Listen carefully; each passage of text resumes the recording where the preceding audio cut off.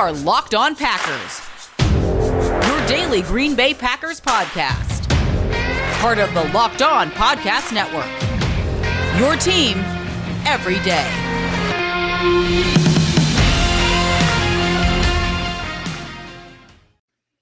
You are Locked On Packers, part of the Locked On Podcast Network, your team every day. I'm Peter Bukowski, and I cover the Packers for The Leap, a newsletter I would love for you to subscribe to. You can follow me on Twitter, Peter_Bukowski. Follow the podcast on Twitter at Locked On Packers. Like us on Facebook. Subscribe to the podcast, iTunes, Spotify, Google Podcasts.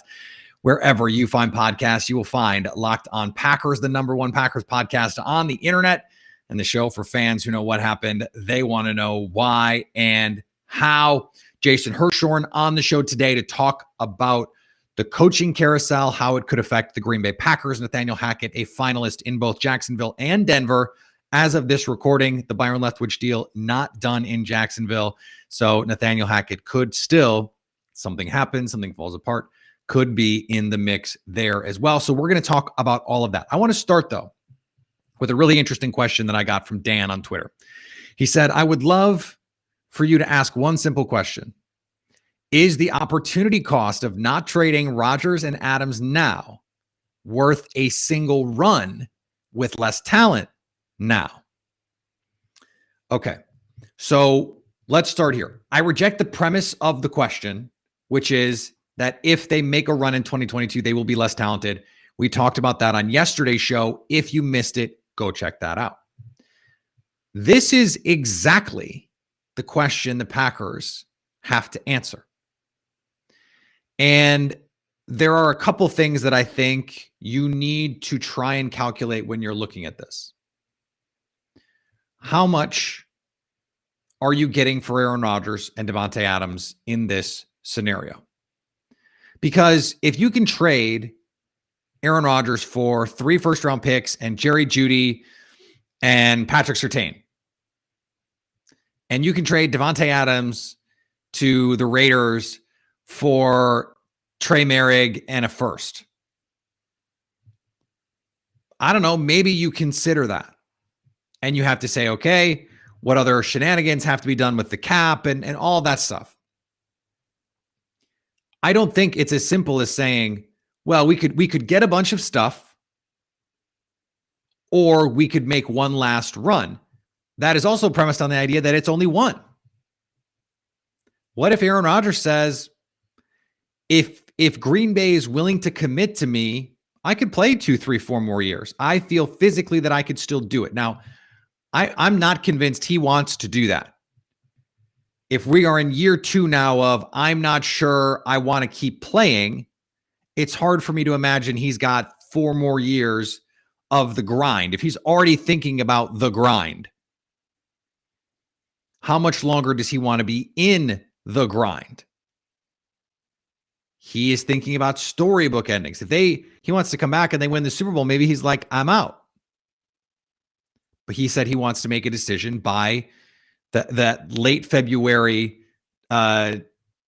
tag deadline, so that the Packers have some time to get the flexibility to work out a deal with Davante, work out a deal with Rodgers, and figure it out moving forward. But who says it's just a 1-year window? Who says? And who says that if they sign one or both of these guys, that they can't trade them in the future? There is certainly a real possibility that Aaron Rodgers says, let's put together a package that gives me flexibility now and you flexibility cap-wise, but that in a year we can have this conversation again. Now, is Davante Adams going to be down for that? Maybe not, because then he's hitting the market as a 30-year-old free agent, and then there's all these things that come into play there. He probably wants long-term stability, and I would assume his preference is that he has that stability knowing what he's getting from the quarterback position. So I think the premise is faulty. There are a lot of other scenarios here. And so when you're trying to calculate opportunity cost, you also have to factor in, well, what are the other options? Well, the other options include extending Aaron Rodgers, extending Davante Adams, and now maybe you have a 2 or 3 year window to move forward here. I think the real question is, Does Love plus picks and players give you a better chance to win? And are you more sure that that is the better path forward long term than short term, making a couple runs and then figuring out the quarterback position? This all really comes back to what they think about Jordan Love. If Jordan Love has showed them enough that they think in a year or two, he can be a high enough level player to win them a Super Bowl and not just be a button pusher, because you can't think that. You have to think that he is a driver. You have to think that he is an engine of an offense kind of quarterback, not someone who just presses the button, puts in the PS, and the thing goes. Can't be that. This all comes back to what you think of Jordan Love. I don't think Green Bay is ready to make that decision. If we take Matt LaFleur at his word, they want Aaron Rodgers back. I don't think that is all Jordan Love. I do think it is some Jordan Love, because if they thought Jordan Love was ready, maybe they would have a bigger appetite with Rodgers. I'll answer the question a different way. I think the best scenario for the Packers is a deal that gives the Packers Aaron Rodgers and Davante Adams in 2022 and flexibility after that if something like that exists. And who knows if it does? Because maybe it's, hey, get the contract, Davante. We'll rework the contract, Aaron. And in a year, we'll figure this out. If you don't want to be here anymore, we'll figure it out. Now, the way salaries work, that's pretty tough, but the cap also explodes in 2023. The new TV money, all that stuff. This is not some simple calculation where it's like, okay, well, Love plus stuff. This is the only chance the Packers will get to get something for Aaron Rodgers. Well, that's not true.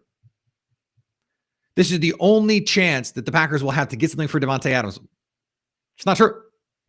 It's not true. And so for Green Bay, it's about what the alternative is. And let's say Davante Adams is willing to sign an extension irrespective of what's going on with Aaron Rodgers. He has seen enough from Jordan Love to believe that with some time and some reps, they can make this work. He signs a contract. If the question were just what's better for the Packers long-term, Jordan Love, Davante Adams, 3 first-round picks, and Jerry Jeudy, or Aaron Rodgers and not the picks, and whatever you get for Jordan Love, I still think you probably lean, in terms of on-field football, Aaron Rodgers. Unless the Packers are seeing all kinds of stuff going on behind the scenes, unless Jordan Love is just like knocking it out of the park in meetings, and the players do seem to really like him. I think that matters. The players seem to really, really like Jordan Love. And one of the things, I was just talking to someone about this the other day, he throws to the right place. That's the thing about Jordan Love that I didn't expect right away, that he reads where the ball needs to go and he gets the ball there. One of the problems that Aaron Rodgers had in the playoffs, not to say that Jordan Love would have been better doing it, do not misunderstand what I'm saying, but at times he doesn't read the play out because he just wants to either make a play or force a play to Davante Adams. That's what happened on the dig to Lazard at the end of the game. It happened a couple times against the 49ers. Jordan Love consistently knows where to go with the football. That is an aspect of his development I was frankly not prepared for. Maybe that is a big factor for them. And maybe what they say to Aaron is, here's what we think is best for everyone. Play for a year.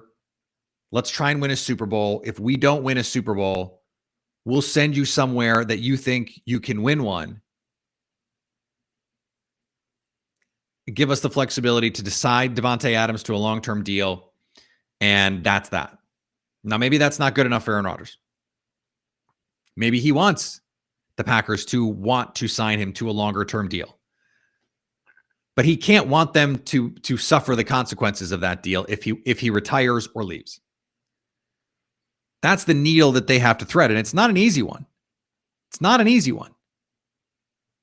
He said to Pat McAfee that it was about the organizational direction, his fit, longer term, a feeling,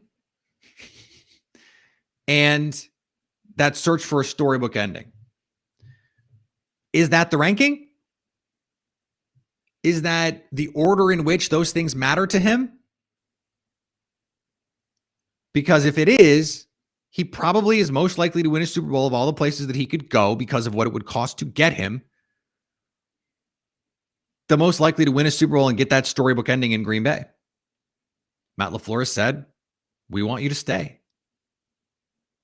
And we want you to be, Matt LaFleur said that he wants Rodgers to be a Packer until Rodgers chooses to retire. He said the organization is on board with that. So what's the feeling? So this was a very fun hypothetical discussion. I think it's interesting. I think Aaron Rodgers is coming back. I think Davante Adams is going to resign. And I don't think running it back, as I've said and written, is a bad option for this team. And I think if you look around the NFC, who are you really scared of? That's the thing. They could have, with an easier schedule, they get the NFC East and the AFC East. Those are two bad divisions that they get a chance to go against. They could win 13 games again and give themselves a really good chance to go win a Super Bowl, and Rodgers can ride off into the sunset. This is all on Rodgers now in terms of what he wants to do. If he wants to come back, you have to. You have to bring him back. Unless the packages are just getting outrageous. Unless Denver is like, here's the deed to Vail. You know? They're not doing that. So I still think this ends with him coming back and them figuring it out and them going Last Dance 2.0. Today's episode is brought to you by Get Upside. My listeners are earning cash back for every gallon of gas every time they fill up. Just download the free Get Upside app in the App Store or Google Play right now and use the promo code TOUCHDOWN for up to 25 cents per gallon, actually, or more on your first fill up. Cash back. Don't pay full price at the pump anymore. Get cash back using Get Upside. Just download the app for free and use promo code TOUCHDOWN for 25 cents per gallon or more on your first tank. Some people who drive a lot are making as much as $200 or $300 in cash back. There's no catch. Just get it put back in your bank account. PayPal, e-gift card, Amazon. Easy, easy, easy. Just download the free Get Upside app and use the promo code TOUCHDOWN. Joining me now, he is America's guest. He is my co-founder at The Leap, and he is with us to talk about, thank you, with the great t-shirt. For those who can't see on YouTube, Jason is holding up the Leap signature t-shirt, which you can get at Cotton Bureau. Jason, how are you, man? I'm very comfortable in the shirt. Nice. A company man all the way. I appreciate it. So you are here to talk coaching because you wrote a great piece for The Leap earlier this week about potential options if the Packers have their staff poached. And you focused mostly on Nathaniel Hackett, Luke Getsy, as they stand in these head coaching searches. It's also possible that some of these guys could just be promoted and taken away into these other schemes. We'll get to all of that in a little bit. Let's start with the Nathaniel Hackett part of this because he seems like the guy most likely to be hired away. Where do we stand with where he is in terms of the desirability for him around the league?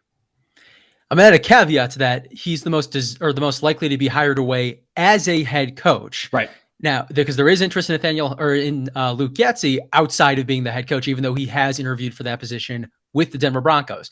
Now, with Nathaniel Hackett, what I have heard and continue to hear is that not just that he's a finalist for the Denver Broncos job, but there is a group within that front office. Now, it's led by George Payton, but there's other people who have voices in the room, that there are people in that room who think that he should be the next head coach of the Denver Broncos. That does not make it a done deal. There is support for other candidates, including Dan Quinn, who I'm sure Packers fans have heard about a lot this week because he's considered a finalist for the Chicago Bears job. Mm-hmm. But Hackett is considered one of the front runners for that Broncos job that emerged pretty early on. And a lot of people are going to make the connection with, Aaron Rodgers' uncertain future. And certainly that could become a major narrative. Hackett does get that job, but that's not the reason that he has gained support in Denver.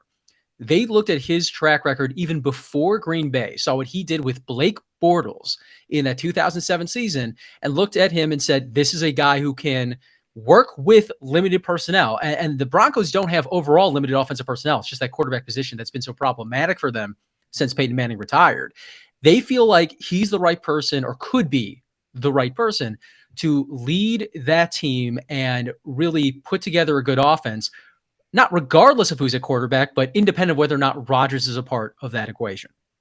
So let's say Nathaniel Hackett is hired by Denver.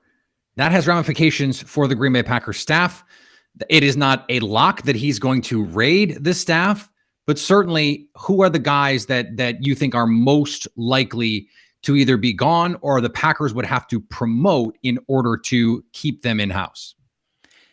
Yeah, there's a few guys worth discussing here, and it's also worth discussing how the new hiring rules work. Yep. In the NFL now, if you want someone to be your offensive, defensive, special teams coordinator, if that person is interested, it does not matter if they're under contract, that team cannot block you from interviewing them or hiring them. So in a scenario where Nathaniel Hackett, or really anybody else with the Denver Broncos, wants to hire a Packers assistant to be, say, their offensive coordinator, the Packers don't need to allow, or they don't need to give permission. I mean, they'll ask for permission just because that's the formality. However, if, let's say, Dan Quinn gets that job and he wants Luke Getsy to be his OC, the Packers can't stop that. So it's not so much that the Packers can really block those things. Now, they can incentivize the people that they have in-house to stay in-house with promotions, as you said. Now, let's get into some of those guys. Luke Getsy is probably highest on this list because he interviewed with the Broncos for the head coaching position. Now, he's not a finalist, but because he was interviewed there, he's someone with which they have some familiarity. And obviously Hackett, if he were to get that job, would have familiarity with too. And Getsy, as I've written about for The Leap and other places, he's considered a rising star. And he has this very diverse background. Now, he's been with Green Bay in 2 separate stints. He's also spent time at Mississippi State under Joe Moorhead, and he's learned a lot of nuances about RPOs that he didn't necessarily get from Green Bay, even though Green Bay runs RPOs as well. And a lot of those little trinkets have appeared in NFL offenses, and we've seen, Joe Brady, another considered up-and-coming candidate, even though he lost his job recently with the Carolina Panthers. He also spent time with Joe Moorhead. So that is a connection that means something to NFL teams. And Getsy going to Denver, in whatever capacity that might be, would have a lot of appeal. So I think that he's high in that list. Now, Adam Stenavich, I think, is another guy, and it's for multiple reasons. They're different than what it is with Luke Getsy. Stenavich is considered a rising star as well, but for different reasons. He's considered one of the best offensive line coaches in the NFL, which is only surprising in that he's only done this for 4 or 5 years. He's pretty new to the coaching profession, but the results speak for themselves.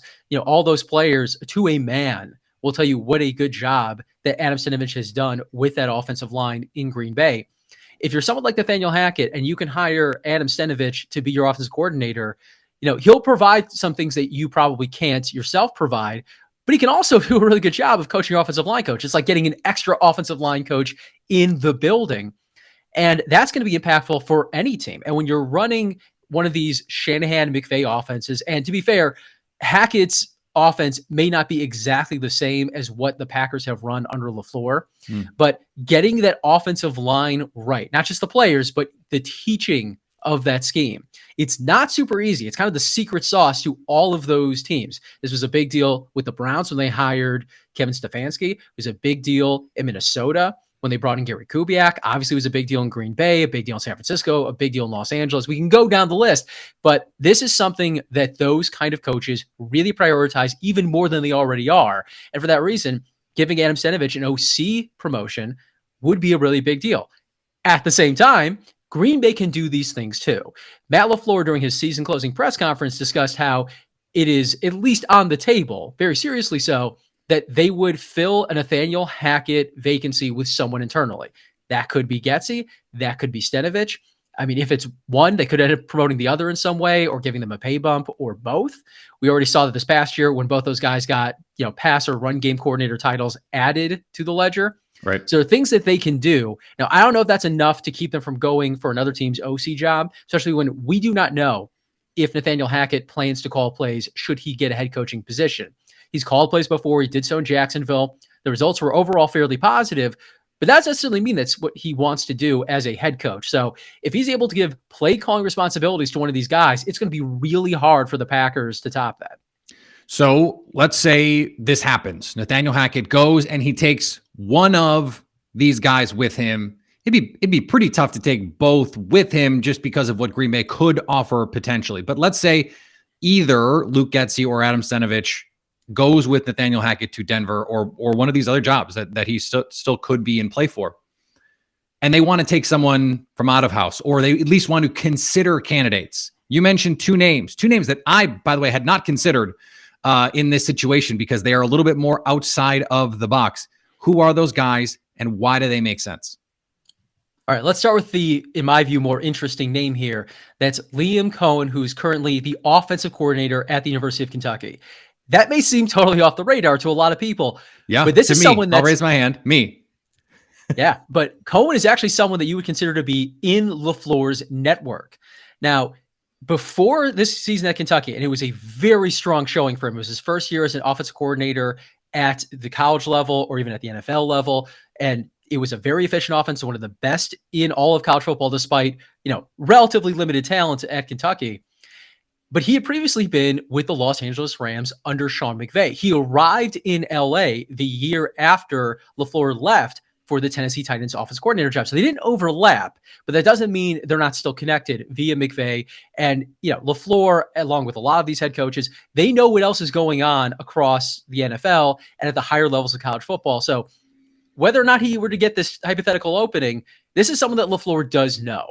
Now, Cohen is very familiar with the Shanahan-McVay offense because that is what he runs at Kentucky. Now, it's adapted because there's certain things that are just more difficult to do in college. The terminology is simpler.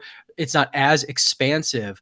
But the core principles remain the same, that illusion of complexity, having multiple plays that start out looking the same and end up being vastly different. That's what made Kentucky so effective. They had some really good players, Wan'Dale Robinson chief among them. However, this is not the same level of talent that you see elsewhere in the SEC. And they were still able to be competitive with those teams because of how well that offense was run. So if LaFleur wants to bring someone in who already knows the bones of this offense, and he wants to bring someone in who's young and energetic, but still has somewhat of a different perspective, Liam Cohen could make a lot of sense. And he's going to be able to find out from Sean McVay and a number of other people that he's connected with what Liam Cohen is like in the building. So all of these things make him a very attractive candidate. And independent of Green Bay, this is someone who I have been told within the next 2-3 years, likely to be a college head coach if that's what he wants to be, or make his way back into the NFL if that's what he wants to do. This is a name that we've almost certainly not heard for the last time this cycle. You mentioned another name in Joe Brady, who was with Carolina and was at LSU before that with Joe Burrow. I want to ask you the question this way. Let's say Matt LaFleur believes that either already this year or let's say at the end of next year, Aaron Rodgers will no longer be the quarterback of the Green Bay Packers. You just mentioned two collegiate names, Jordan Love. How do you think the future of Aaron Rodgers impacts their decision on where they go at OC if they need to make that decision? Well, it's kind of hard to say for a variety of reasons, because when we look at LaFleur's hiring tactics overall, not just with this position, in some cases, he's gone completely out of his network. That's what Nathaniel Hackett was. As I wrote in the article, that was kind of like a midway point between what Aaron Rodgers had been used to in terms of offensive schematics and what LaFleur brought to the Green Bay Packers. It was a really smart hire. It looks like a great hire in retrospect. Yes. And it was one that made sense in the moment too, because Rodgers had played under, not that all West Coast offenses are the same, but Hackett's tactics in Jacksonville, in Buffalo, before that at Syracuse, are a lot closer to what McCarthy ran in Green Bay and what Rodgers was used to. However, Hackett is a younger head coach. He's in his early 40s now. I believe he's like a month younger than LaFleur.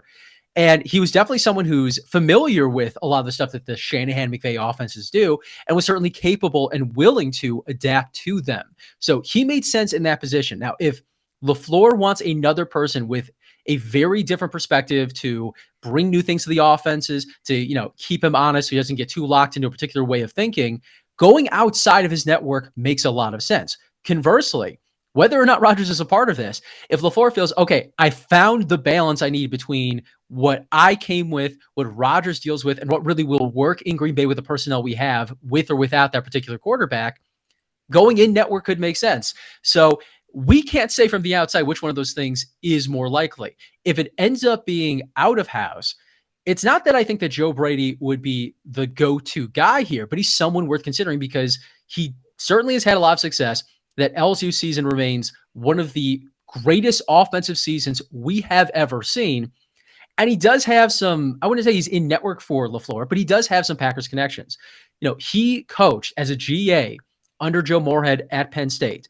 Joe Moorhead, obviously relatively close with Luke Getsy, because Luke Getsy was his OC hire at Mississippi State when he took that job.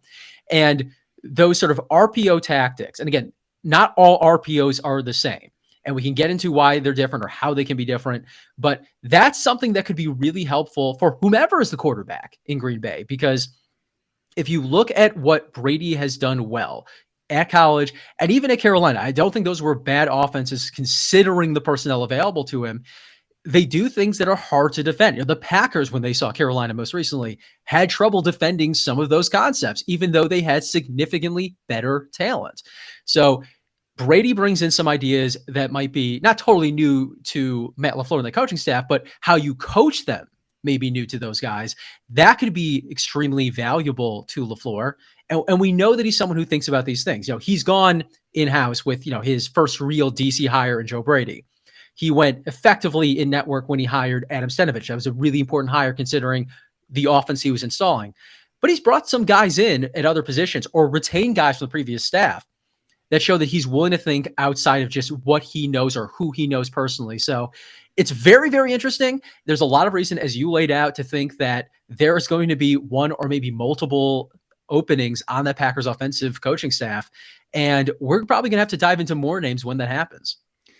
As we finish up here, because we could dive into hypotheticals for hours, where are some places that could be landing spots? Let's say Nathaniel Hackett does not get a head coaching job, where Luke Getsy could be an appealing candidate as an OC, or Adam Stenavich could be an appealing candidate as an OC, and the Packers don't really have an outlet for them to be promoted with, passing game coordinator not being nearly as appealing a title. Well, you start with all the teams that interview these coaches for a head coaching gig. Look at what happened with Matt LaFleur himself. He interviewed in 2018 to be the head coach of the Tennessee Titans. He did not get that job. It went to Vrabel. But Vrabel still brought in Matt LaFleur as his offensive coordinator. That was appealing to LaFleur because even though he was already the OC with the Rams, he did not have play calling responsibilities. Now, or then in Tennessee, he would be able to do that. The same logic could apply here. Nathaniel Hackett has called plays before, so that is something that's part of his resume, but it would probably help him if he doesn't get a head coaching job this year to do that again, show that he's capable of doing that because that's so appealing to NFL teams. That could go to the Chicago Bears who've interviewed him, and a lot of the finalists are believed to be defensive guys, so you don't expect them to come in with a particular offensive play caller designated already in mind. You could look to the Broncos as well. If they go with a defensive head coach, that's certainly on the table. There's other options too. In Jacksonville, where, by the way, he is a finalist. That is another job that Nathaniel Hackett could realistically get. And as we've written at The Leap, he has been on their radar since months before Urban Meyer was fired. So there's a lot of support for Nathaniel Hackett. They are independent of whomever gets that head coaching position. Now, let's say it's Byron Leftwich that appears to be the favorite at this time. That's what I'm hearing. I know there's other media outlets that have reported similarly. Now, Leftwich does kind of come from a particular offensive lineage. He's spent his entire coaching career, more or less, under Bruce Arians, save for one season in Arizona after Arians retired. Good chance he's going to want to run something similar to that. That said, he may also decide he wants someone with an outsider's perspective that can work with him. Nathaniel Hackett, who's going to, again, have a lot of support in that building, could be an option there. So that's the kind of scenario where you could see Nathaniel Hackett leaving, even if it's not for a head coaching position, because Hackett, while it seems to be very happy in Green Bay, wants to be a head coach. He's very serious about it. He started interviewing for those positions in 2020, remember, with the Atlanta Falcons. So he is going to make the jump when he can. And it's fairly reasonable to believe that he will do anything in between that to make himself more appealing. And Matt LaFleur has said he wants his guys to be appealing candidates, that he wants to empower them to move on, and that it's bad for morale, essentially, if you're blocking these guys from going and getting these interviews. Jason, this was terrific. Thank you so much, and we will have you back soon. Is there anything that you want to preview for us at the Leap? Well, I actually want to say something, and I'm going to speak for both of us here. So the Leap hit a very important milestone recently. I'm not going to divulge exactly what that is, but Peter and I started the Leap a matter of months ago, expecting big things, but also expecting it would take a lot of time. We reached the goal way earlier than either of us thought was possible. So I want to thank the people who've already subscribed to the Leap. And I want to thank a lot of people on this podcast too, because not you and me on this podcast necessarily, but people who listen to it, because this is the audience that we have tried to cultivate, that we try to reach out to. It's a group that is very passionate about the team, but it's not just interested, as you always like to say, in knowing what happened, but wants to know why and how. That's exactly what we have tried to find with the Leap. We've been way more successful than we thought was possible in the first season. And I want to thank them for their support. It's meant a lot to me. I know it's meant a lot to you. And we're looking forward to continuing to grow with this. Absolutely. That is well said. And certainly those of you that are subscribed, keep your eyes on your email inbox. A lot more fun stuff to come on this off season. And if you haven't subscribed, why not go do it? You certainly can start with a free subscription. We've made it easy to be a member for a year. It's much cheaper than doing it month to month. So thanks to everyone again. As Jason said, I could not have said it better. Thanks, Jason. All right. I want to thank Jason for joining the show. He is terrific.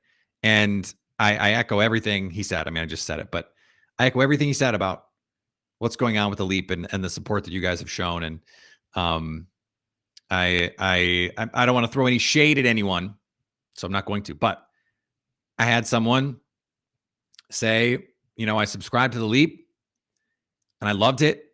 And I thought it was so great that I went and subscribed to another website. I'm not even going to name the website, hoping for even more and additional coverage. And he was like, I actually just ended up wishing that the Leap was doing more stuff. I mean, that I can't think of a better compliment than that. So thank you to everyone. Thank you to Jason who works diligently on that, tirelessly on that. I don't know when Jason sleeps. But then again, I don't sleep either. So I want to reiterate everything that he has said and go get a t-shirt. They look really great. If you didn't see Jason on the YouTube, they look really good. They look really good. I'm going to be wearing them a bunch. I have to order a bunch more. I was in charge of getting everyone theirs for founding membership. I got to get some for myself now. BetOnline would like to wish you a happy new betting year as we continue our march toward the playoffs and beyond. BetOnline remains your number one spot for all your sports wagering action in 2022, new year, and new updated desktop and mobile website. To sign up today to get a 50% welcome bonus on your first deposit. Just use the promo code LOCKEDON to get started. From football, basketball, hockey, boxing, and UFC, right down to your favorite Las Vegas casino games. Don't wait to take advantage of all the amazing offers for 2022. BetOnline, the fastest and easiest way to wager on all your favorite sports. BetOnline, where the game starts. All right, we will have a Friday show. We will not do a happy hour. We'll not do a live. But we may, if I'm in LA, there's a possibility I'm still in LA for the Super Bowl. We may do a live from LA. So just something to think about. We're going to do a mailbag show on Friday. Send me your voicemails on the Locked On Packers fan hotline. Hit me up on Twitter, Facebook.